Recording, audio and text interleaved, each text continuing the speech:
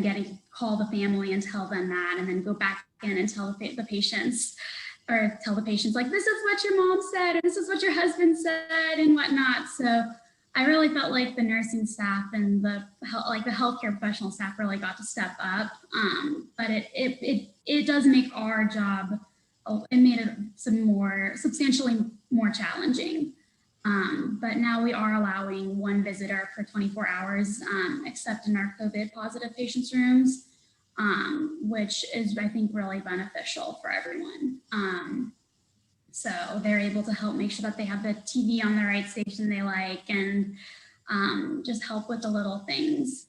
So, yeah. Rachel, are you sick of talking on the phone at work? A little bit. It's a lot. We always had quite a few phone calls, but that was primarily with pharmacy or with other like ancillary staff.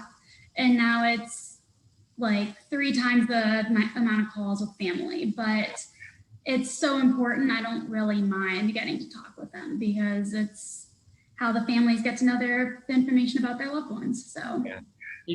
I mean, it's not fair to complain about, right? Because ultimately we're not the ones that are kind of taking the hit here. But it does make the job, it's more challenging. There's no doubt about it, right? And instead of making sure that you have a consistent message, making sure that people hear the same thing kind of over and over. I mean, I felt like all I did in late March was talk to people on the phone, and the people are afraid, and that is normal and expected. But there's a lot of phone calls. Yeah.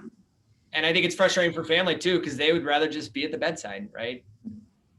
Exactly. And it's hard, especially like in an ICU setting, because if families can't be present, they really don't get to see how ill their loved one is. They don't see the number of machines that are keeping them alive, and they're unable to understand.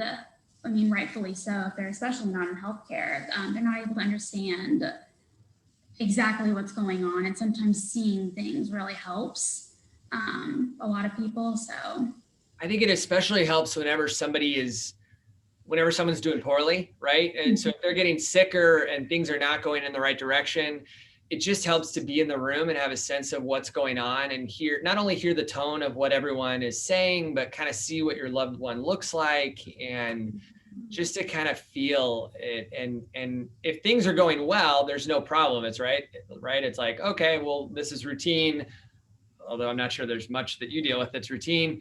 And things will get better. But I feel that whenever something is not going well, families have more animosity, and it feels like it's because their hands are tied to be able to do something. And so some of that comes out in terms of kind of some of that is taken out on us, which again, we shouldn't feel sorry for ourselves. That's not really the point here. But I do think that people feel helpless, and they kind of don't know how to react. And especially when you're taking care of the sickest people in the county, right? And so they want all the advocacy that they could possibly have, and it can be very helpless to not be able to do that. Yeah, and it's so hard because families are terrified, and you're trying to paint this picture and explain and do education, and then get consent for very scary things. And they get frustrated because they can't be there, or it's the nurse didn't call back right away.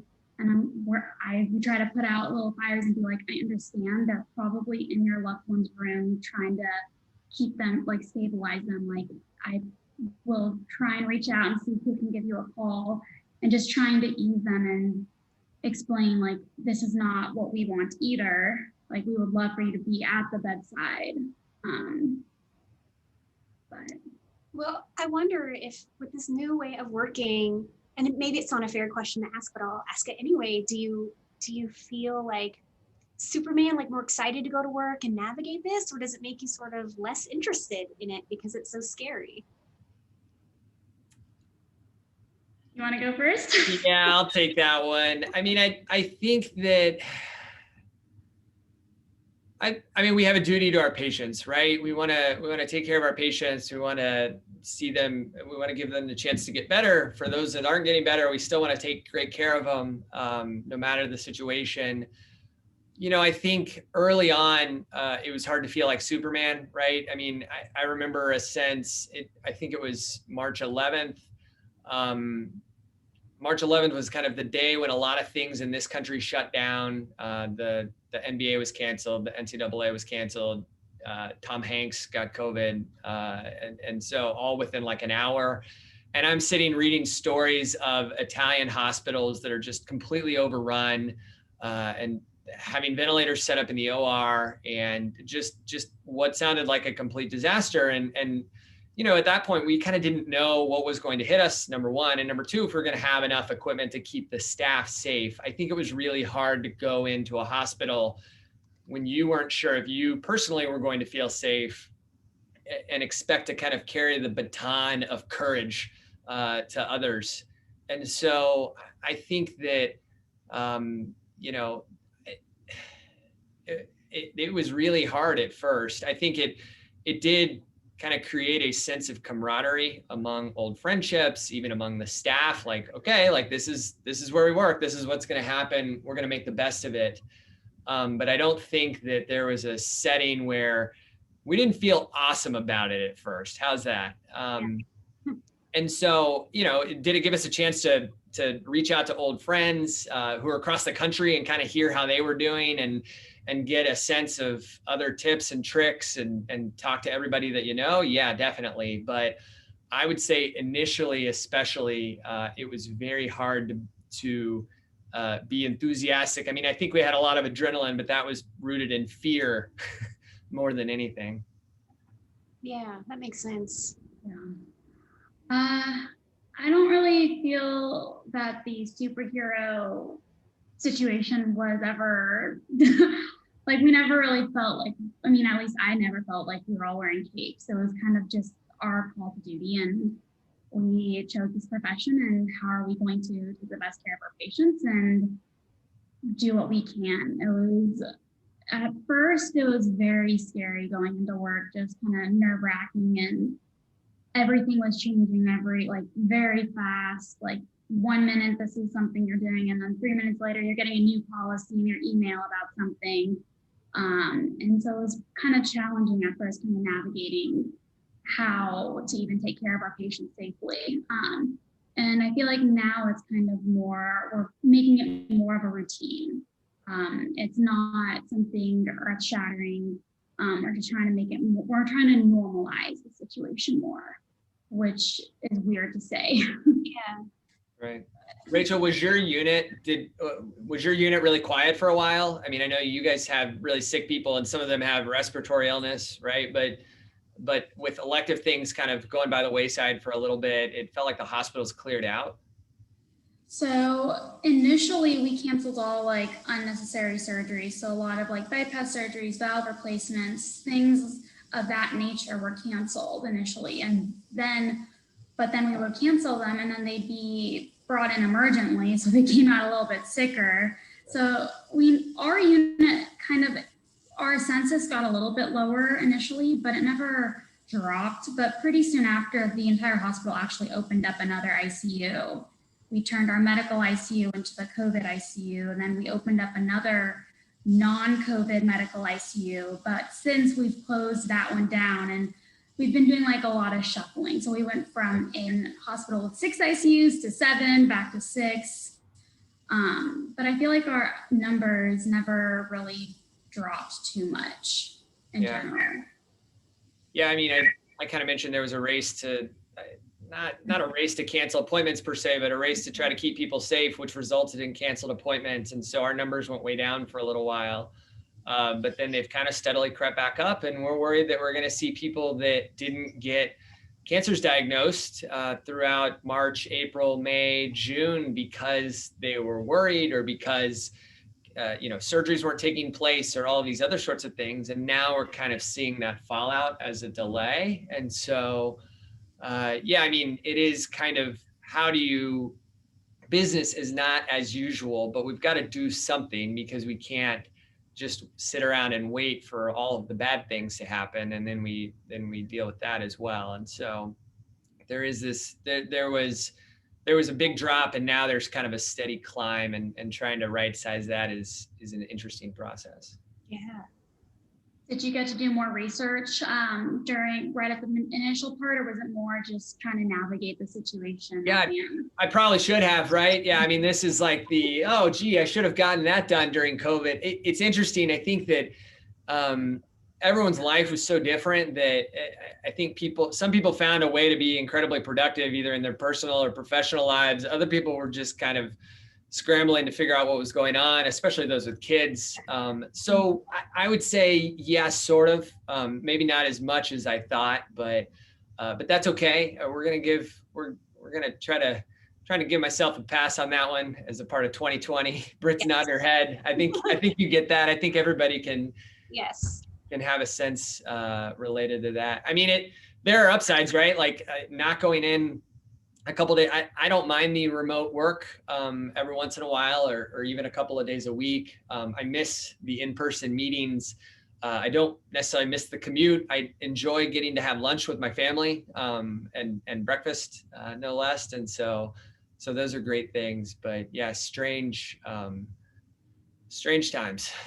Yeah, and Dr. Huey, your wife is a physician as well, right? Or she's not. So she works in marketing, and she's worked at healthcare institutions before, and she's worked in sports, and so we've had a chance to flex our childcare and co-parenting and all these sorts of things, and try to get that all sorted out, and feel very fortunate that we were not in as much of a crunch as, quite frankly, many of those around us. And so, yeah, I think that childcare has obviously been one of the hardest things over the past several months.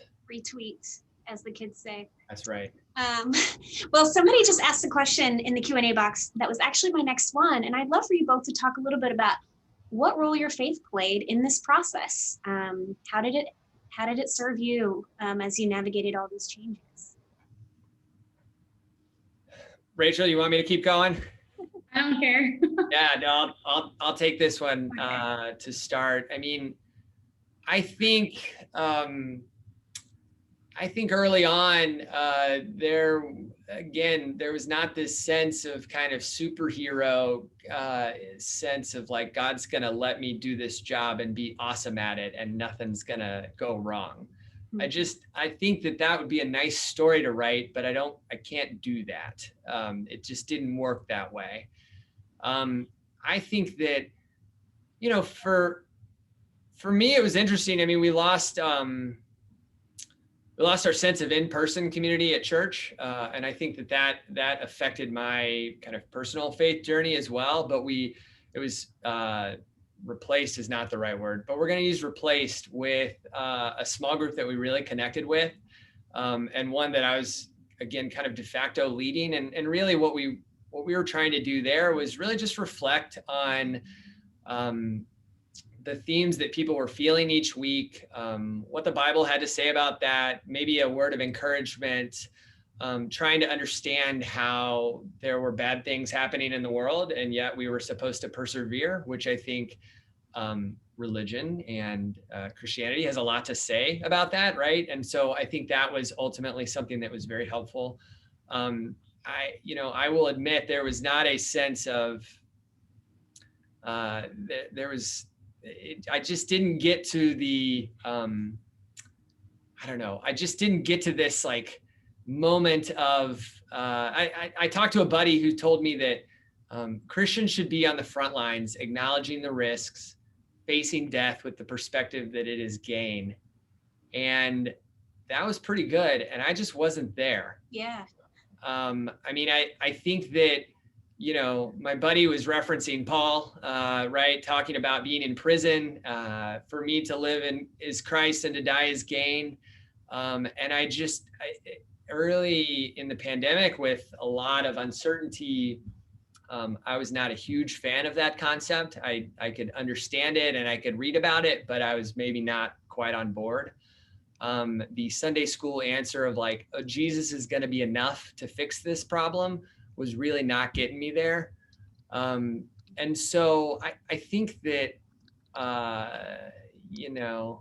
that's probably where I'd start. I can talk more, but I'll step aside. Maybe Rachel has some thoughts. So kind of a caveat to what you were saying. So Judaism is because we value life so much and living.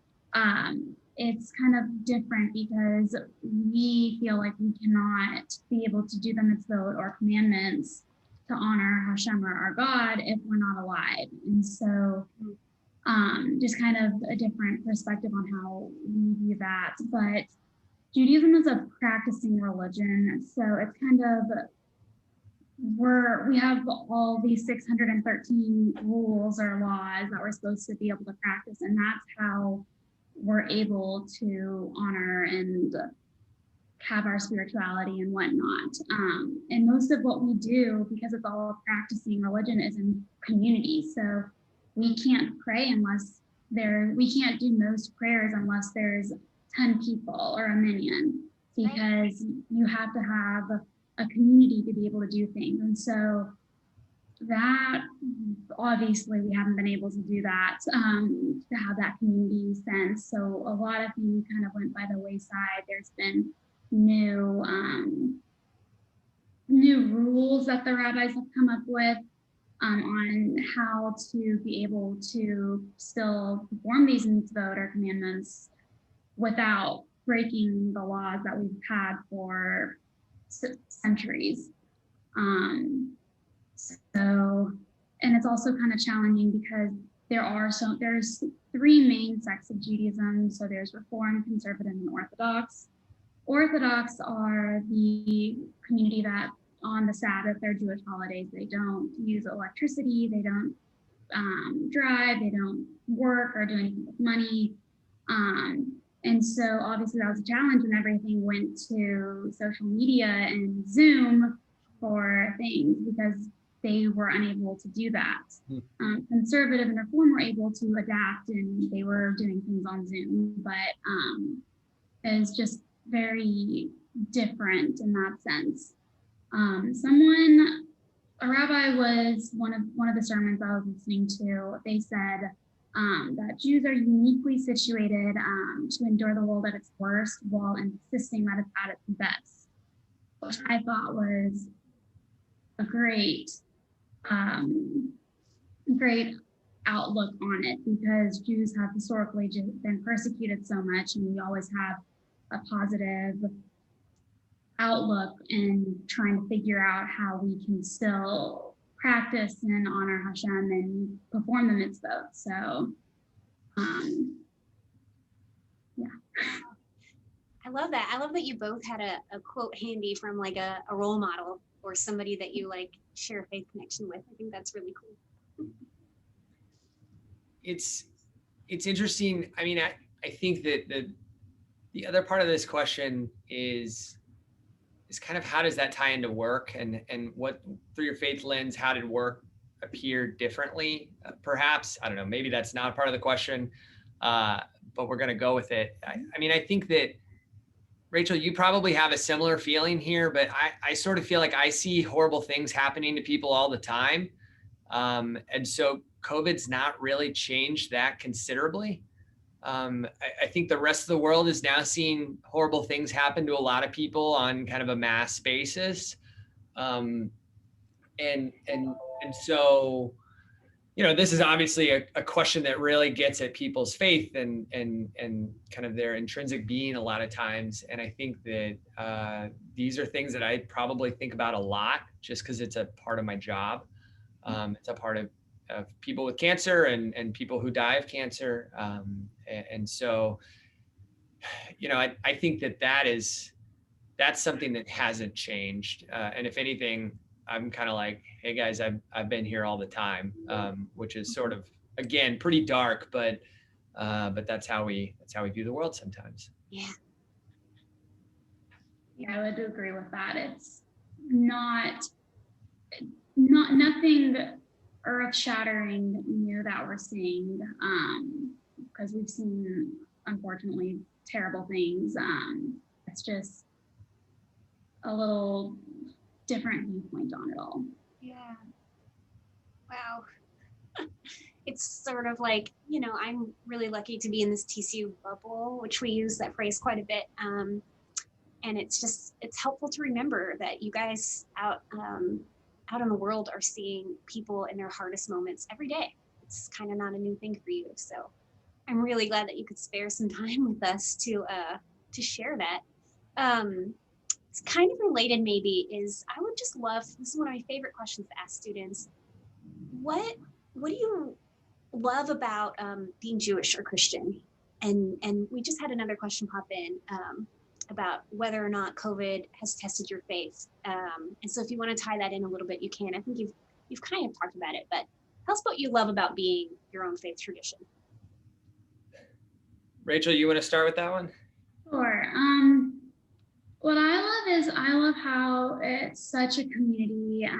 Everything's from generation to generation. We've been doing pretty similar practices just as technology and things come up with a couple of changes from the rabbis since 70 CE when the Second Temple was destroyed. So I just love how everything is just from generation to generation. It's just the same. Everyone in the entire world on the same day is going to be reading the exact same portion from the Torah. It's just such a sense of community and connection. I also love that there's just so many, they set guidelines and ways for you to be able to live your life and to navigate through different life situations and whatnot.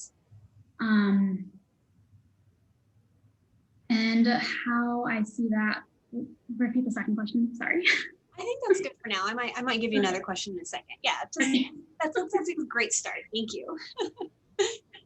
I think for me, I would maybe use the word community, but maybe a lowercase c instead of a capital C, right? So I think community for me is kind of more on a micro level, a micro level in terms of relationships of folks that, friends that we have at church, or people that we kind of serve with in one capacity or another. I think the living of day-to-day life on a day in and day out basis, so to speak, is one of the things that I love the most. And quite frankly, one of the things that I've missed with COVID, because texting people is great, but it's not the same as hanging out with them, right? And so I think we've certainly missed ritual and tradition. I just think that ultimately what I love about being Christian is that my faith is not up to me. It's about a price that's already been paid for my sins. And so I don't feel the pressure to perform. I'm grateful for a grace and a savior. And so. Thank you both for that. Another person had a question about memories that you might have about people's faith, the faith of your patients that maybe was inspiring to you or something you remember. Is there something that you can recall? This wasn't something you've had time to think about, so if you don't know off the top of your head, that's okay. But any other stories? You want me to go? If you have something, go ahead. Yeah. So this actually happened yesterday. Taking care of a very sick young gentleman and his parents were both there. And just from listening while the doctors were kind of talking about his prognosis and what the plan was and whatnot, I was under the impression that they were very religious and spiritual people. And so I think afterwards I sat down and kind of made sure that they understood what was just talked about and made sure that they didn't have any questions and kind of made some clarifications. And they kind of brought up their faith again, and we kind of just had an open dialogue about it.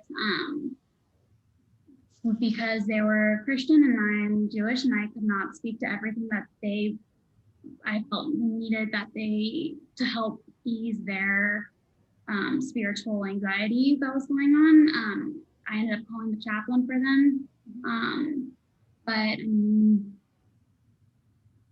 That's the first thing that came to mind because that was literally yesterday. And Rachel, what I know about you is you are well suited to be sitting with a family and navigating those hard questions. So I'm glad they had you. I think about this a lot, probably. I think that I will I will meet a lot of patients who are having the worst day of their life or the worst month of their life. And I have a lot of people that tell me pretty clearly that they are praying for a miracle. And I can't say, I mean, I would be doing the exact same thing, right? I think what's interesting in healthcare is trying to both acknowledge and in some ways kind of believe similar things, but also face the reality of what our training and what the situation kind of suggests and demands. And so balancing really a sense of not only hope with reality, but hope and faith with reality, which I think is really tough, right? Because me telling you the opposite of what you want to hear is not trying to strike down your faith by any means. Although I have seen and been witness to times when that's what it is taken as. And that's actually really hard, right? That's not what I'm trying to do. To be honest, I probably share the same faith as many of these people. But it's really tough to hear something that you don't want to hear and have that be in direct contrast to what you believe in your heart can happen. And so, this gets back to a lot of things, but like why does God let bad things happen to good people is kind of a classic question here, no matter the situation or really even the faith. And I think people think about that a lot, and I get it. We get into it some. I mean, we talk about it some. We obviously can't get into all of the nuances with everyone, but I think about it a lot. Do you know the answer, Ryan? Because no, that's your job, Britt. Yeah, I think that's the panel for next year. So I'm going to be sure to come back for that one. Related to that, is it ever complicated when you are talking to somebody who has a faith that's really different from yours? Does that come up a lot, or do you just pull in the chaplain when that happens? Go ahead, Rachel. Typically I'll have open dialogue with them. Like I'll talk and I'll listen, and they get to talk and teach me things that I didn't know about their religion, and then I'll talk about what my faith and what Judaism says about it. And typically, in most of the religions, everyone believes in a higher being. And so we have some different nuances within each religion, but it's still, we're able to have good conversation and hear each other and try to ease the spiritual angst that's going on inside. Honestly, both of us, because it's never fun on the healthcare side to be watching someone suffering so much and trying to help navigate their family do the same thing. Yeah. But when families request, or if I'll recommend or I'll offer, and if they want the chaplain, I'll definitely get them so they can have that more connection and say prayers that mean more to them than what I could say. I think it's easier to talk about spiritual differences than it is to even bring up or address spiritual things that are sort of spiritual differences, but also kind of the cultural differences that go along with those and cultural norms, right? Sometimes we won't call it a cultural difference, but that's really kind of what it's getting to. And I feel like those are harder gaps to bridge, perhaps. If somebody is willing to engage in a conversation about spirituality, I feel like that is something that can be done even if there are different tenets of faith, at least on a high level. But there's a lot of times other things that are kind of cooked into that I think make that conversation a lot harder and a lot more nuanced. That makes total sense. Yeah, all those cultural norms. We just have a couple minutes left, and I would love for you to both to use this as your platform to sort of say anything you want to say to anybody. In particular, what do you want your Horned Frog family to know about either you, to know about COVID-19, to know about choosing a vocation? Like, here's your last chance to kind of tell us what's on your mind. So I love my job. It's great to have the opportunity to care for people, to try to help, no matter the situation. And it gives me the chance to think about these kind of big life questions and struggle with them on a day in and day out basis. So if this is the first time you're thinking about them, welcome, and I'm happy to talk more. Right, but I mean, as that's probably a better parting shot than talking about COVID. I mean, I would tell people to stay vigilant. Please get a vaccine whenever we have a vaccine. That would be great, because all of our treatments stink, and a vaccine is going to be great. And we could talk about the data there, but I don't think that that's really what our focus is today. So I hope that I look forward to getting back together with people face to face one day. I hope that's sooner rather than later. Those are great points, all of them. So I think one last thing that I want to say, and then I'll give you my final thing, is something that I'm sure you can also speak to is there's always this internal, like, spiritual struggle, because we're caring for patients at their worst, and sometimes we have all these capabilities, but what point do we really play God in that sort of a sense?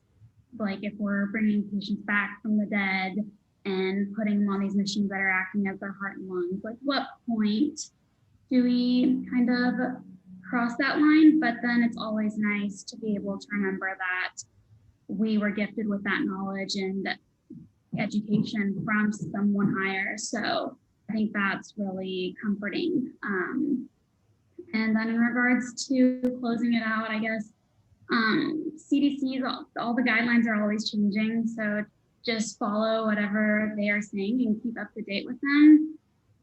Practice social distancing and stay safe and wear a mask.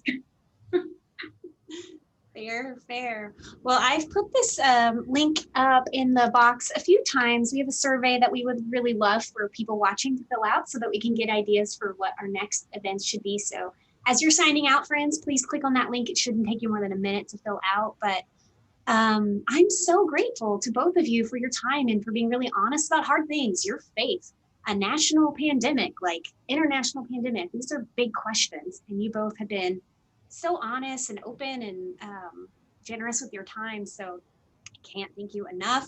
Wish we could hug in person, but stay 6 feet or further away, please. Wash your hands.